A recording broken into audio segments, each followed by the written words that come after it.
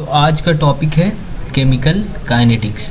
ये टॉपिक बस लास्ट तक देखना, एंड तक देखना, ठीक है।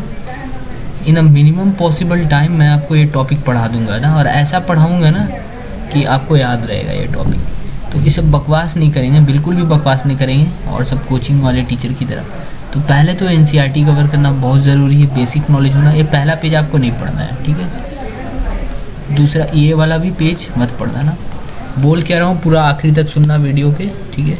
If you will follow my lectures, जो आने वाला है सारा जो मैं पढ़ाऊँगा, then you will be able to get a very decent marks ना एग्ज़ाम में, केमिस्ट्री में। बोर्ड में तो बहुत डिसेंट ले आओगे, और अगर तुम बोर्ड में डिसेंट लाते हो तो JEE Mains is related in chemistry में बात करें तो बोर्ड और जेई मेंस काफ़ी ज़्यादा रिलेटेड है ना, क्योंकि केमिस्ट्री में एनसीईआरटी से क्वेश्चंस आता है जेई मेंस में। तो अब देखना, rate of a chemical reaction. Chemical reaction होता क्या है? एक रिएक्शन है, केमिकल काइनेटिक्स तुमने इक्विलिब्रियम पढ़ा है, A+B C+D। या तो रिएक्शन इस तरफ जाएगा या तो इस तरफ जाएगा। इस तरफ जाएगा तो इसको बोलते हैं फॉरवर्ड, ठीक है, और इस तरफ जाता है तो इसको बोलते हैं बैकवर्ड। आपने केमिकल काइनेटिक्स पढ़ा हुआ है तो आपको ये पता होगा, ठीक। तो अब देखना, ये पहला पॉइंट और दूसरा point, the rate of decrease in concentration of any of the reactant, ठीक है ना। तो इस पे हम लोग आते हैं ना, ये बहुत बेसिक चीज़ है, ठीक है। क्या होगा, ये रिएक्टेंट बोल क्या रहा है यहाँ पे? अगर रिएक्शन फॉरवर्ड जा रहा है, अगर रिएक्शन हो रहा है तो ये कंटिन्यूसली डिक्रीज़ करना चाहिए और ये कंटिन्यूसली इंक्रीज़ करना चाहिए। सही कि ना? हाँ सही, एकदम सही बात है। अगर रिएक्शन हो रहा है तो ये reactant will decrease. In normal case reactant क्या होगा? डिक्रीज होगा। इसको रिएक्टेंट बोलते हैं। और प्रोडक्ट क्या होगा? कंटिन्यूसली इंक्रीज होगा, ठीक है। Product will increase and reactant will decrease, ठीक है।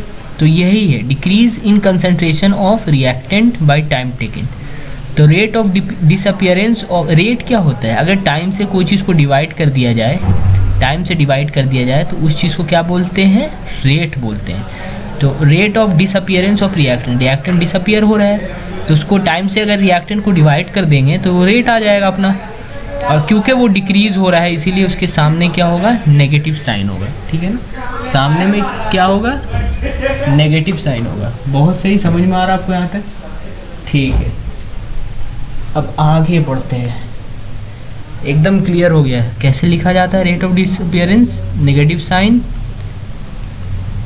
चेंज हो रहा है तो डेल्टा लिखेंगे आगे में, और डिवाइड में क्या लिखेंगे? Delta T. आगे सब क्लियर होगा धीरे धीरे। और प्रोडक्ट क्या हो रहा है? इंक्रीज हो रहा है, इसीलिए यहाँ पे पॉजिटिव साइन है। इंक्रीज हो रहा है तो, और पी से प्रोडक्ट, टी से टाइम, तो रेट ऐसे होता है। रिएक्टेंट डिक्रीज हो रहा है लाइक दिस, प्रोडक्ट इंक्रीज हो रहा है लाइक दिस। लॉगरिथमिक, ये इन्वर्सली प्रोपोर्शनल है टाइम के, इसीलिए इस तरह से और इस तरह से। ग्राफ भी क्लियर है। ये वाला question it's not so important, इसको हाथ में रखो, इसको मत करो, इस पर दिमाग पेचा। आगे बढ़ते हैं। जो आएगा एग्जाम में वो बता रहा हूँ। एक दिन भी पहले पढ़ोगे ना यार, तो जो स्कूल एग्जाम में अगर एक चैप्टर आता है 25 में तो उसे 20+ ले आओगे तुम, जैसा पढ़ा रहा हूँ। मैंने खुद जेई मेन से पढ़ा, I am a student at BIT, तो I have knowledge, I have got 90+ in 12, 95+ in class 10। ये सब बोलना ना पड़े पर बोलना पड़ता है, तभी आप लोग सीरियसली लेते हो, ठीक है। तो दैट्स वाई जो भी पढ़ाऊँगा एकदम टू दी पॉइंट पढ़ाऊँगा, बकवास नहीं। ये सबको हाथ में लेते हैं अभी, जो जो एग्ज़ाम में आएगा वो चीज़ देखो यार, ठीक है। अब यहाँ आते हैं, factor influencing rate of A reaction. ये बहुत इंपॉर्टेंट है, ठीक है। Dependence of rate of reaction on concentration. Concentration, rate किस पे डिपेंड? रेट क्या होता है? रेट अभी बताया, रेट क्या होता है? अगर कोई चीज़ को भी टाइम से डिवाइड कर दिया जाए तो उसको क्या बोलते हैं? रेट। तो rate of decrease of reactant क्या था? डेल आर बाई टाइम, ठीक है ना, डिक्रीज। और इंक्रीज ऑफ प्रोडक्ट क्या था? Del P by time. कोई भी रिएक्शन होता है A+B से C+D, तो इसमें आपको ये पता होना चाहिए कि A+B क्या होगा? डिक्रीज होगा, और C+D क्या होगा? इंक्रीज होगा। तो रेट भी डिपेंड करता है किस पे? कंसंट्रेशन पे। पहला तो किस पे डिपेंड करता है? कितना अमाउंट में ये प्रेजेंट है, इसका कंसंट्रेशन क्या है। तो rate of a chemical reaction at a given temperature में depend on the concentration of one और more of reactant and product. ठीक है, बहुत इंपॉर्टेंट पॉइंट है, इसको हाईलाइट कर लो। The representation of rate of reaction in terms of concentration of the reactant is known as rate law. Rate law बहुत ज़्यादा इंपॉर्टेंट, ये पढ़ाऊंगा मैं आगे चल के। ठीक है, अब आते हैं रेट लॉ पे। ये देखना, ये इंपॉर्टेंट चीज़ है ना, इंपॉर्टेंट चीज़ पे ही फोकस करेंगे। ए है और ए का स्टाइचियोमेट्रिक कोफिशिएंट कितना है, ए है, मतलब जो मान लेते हैं 2a + 3b ऐसा कुछ मान लेते हैं, इक्वल टू 4c + 5d। तो यहाँ पे जो 2 है उसको ये छोटा a माना गया है, और ये जो छोटा b है उसको क्या माना गया है, 3, और छोटा c क्या किसको माना गया है, 4, और छोटा d किसको माना गया है, 5। ठीक है ना, a b c and d are the stoichiometric coefficient of reactant and product. तो रेट लॉ कैसे लिखा जाता है, आज रेट लॉ तो एकदम सीख जाओगे, कुछ सीखो या ना। तो rate law is directly proportional to a to the power x, square bracket को कंसेंट्रेशन बोला जाता है, and b to the power y, where x and y may और may not be equal to the stoichiometric coefficient. x और y कुछ और चीज़ है, ये स्टैच्यूमेट्रिक कोफिशिएंट नहीं है। ठीक है ना, तो ये देखो रेट लॉ ऐसे लिखा जाता है। रेट मैंने बोला किसी भी चीज़ को टाइम से डिवाइड कर दो dt से, तो वो क्या आ जाता है, रेट हो जाता है। ठीक है ना, रेट इज़ लाइक दिस। तो ये देखना, रेट की जगह ये लिखें -dr/dt is directly proportional to a to the power x and b to the x है b to the power y।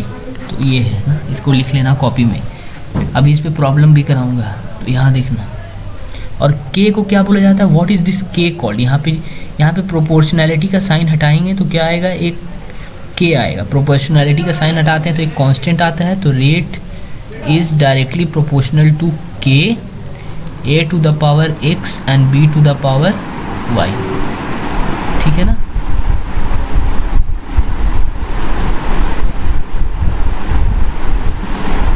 तो प्रोपोर्शनैलिटी का साइन हटाएं तो एक k आया, और इस k को क्या बोलते हैं, k को बोलते हैं रेट कांस्टेंट। क्या, k को बोला जाएगा rate constant.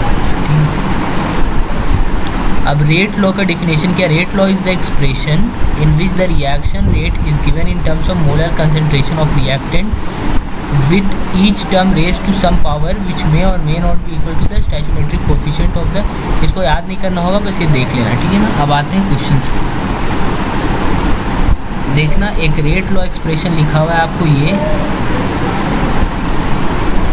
Rate law expression आपका लिखा हुआ है यहाँ पे, ऐसा कुछ। तो इसमें देखो k x क्या है, इसमें 2 है, और y क्या है, इसमें 1 है। x किसको बोलते हैं, इसका पावर को x और इसका पावर को y बोलते हैं। अब देखो, बहुत सही। अब ऑर्डर ऑफ रिएक्शन क्या होता है, ऑर्डर ऑफ रिएक्शन क्या होता है, x + y को क्या बोलते हैं, ऑर्डर। ये जेई मेंस में भी आ चुका है और बोर्ड में भी आपका आएगा। यहाँ देखना, एक रेट लॉ लिखा हुआ है, इसका ऑर्डर निकालने बोल रहा है, तो इसको और इसको प्लस करने से क्या आता है, ऑर्डर आता है। तो 1/2 + 3/2, इसको प्लस के ऊपर 4, ऑर्डर कितना आ गया, इसका 2 आ गया। तो ये कौन सा ऑर्डर का रिएक्शन है, सेकेंड ऑर्डर का रिएक्शन। दोस्तों, ऑर्डर क्या होता है, sum of power of concentration of reactant. Reactant का जो कंसंट्रेशन है उसका पावर को प्लस कर देते हैं तो क्या आता है, ऑर्डर। अब यहाँ देखना 3/2 और ये -1 है, जिसका ऑर्डर क्या आ जाएगा, 3/2 - 1। तो 3/2 - 1/2 तो 2/2, तो इसका ऑर्डर क्या आ गया, 3/2 - 1, तो ये आ गया हाफ ऑर्डर आ गया। क्या आ गया, हाफ ऑर्डर आ गया। तो यहाँ पे 2 एग्जैक्टली, यहाँ एलसीएम लिए तो ये 2 हुआ, और 3 - 2, तो इसका ऑर्डर क्या आ गया, 1/2। तो बेसिक मैथ है, बहुत ही बेसिक है, हाफ ऑर्डर आ गया। कुछ सीखो या ना सीखो, आज आपने ऑर्डर निकालना सीख लिया। ऑर्डर ऑफ रिएक्शन कैसे निकालते हैं वो सीख लिया है। ये आता है आपका बोर्ड में कंफर्म 1 मार्क्स का आएगा। तो आज कुछ क्लास से सीखो या ना सीखो, आपने 1 मार्क्स तो बोर्ड में लाना सीख ही लिया इस लेक्चर से। कितना मार्क्स, 1 मार्क्स। तो यार लाइक कर देना, वीडियो को शेयर कर देना। ठीक है ना, नेक्स्ट वीडियो आएगा आपका, डेली एक वीडियोज़ आएगा, और आप बोलोगे तो और भी जल्दी वीडियोज़ लाऊंगा। ठीक है ना, तो आज यहीं तक रखते हैं। ठीक है।